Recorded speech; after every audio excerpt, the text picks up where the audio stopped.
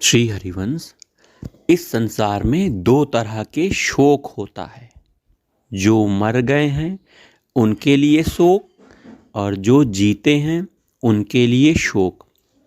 इस शोक को दूर करने के लिए भगवान ने सत और असत के शरीरी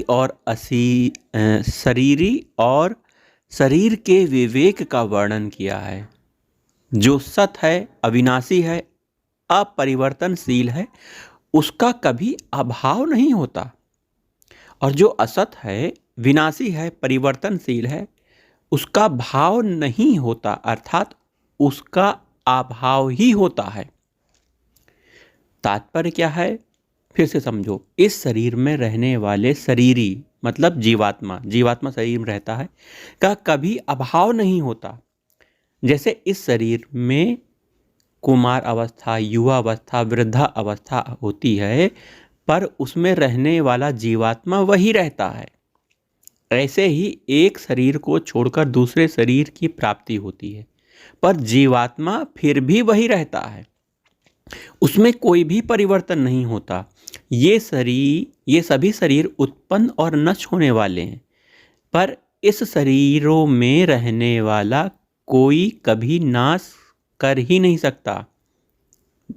जीवात्मा को कोई नाश नहीं कर सकता। असत शरीर आदि को लेकर, असत शरीर को लेकर शोक हो ही नहीं सकता, क्योंकि वे कभी टिकते ही नहीं। और शरीरों में रहने वाले सत को लेकर भी शोक नहीं हो सकता, क्योंकि वह कभी मिटता अर्थात मरता ही नहीं। आदि आदि कहकर भगवान ने शोक निवृत्ति की विद्या बताई है। गीता की यह बात है।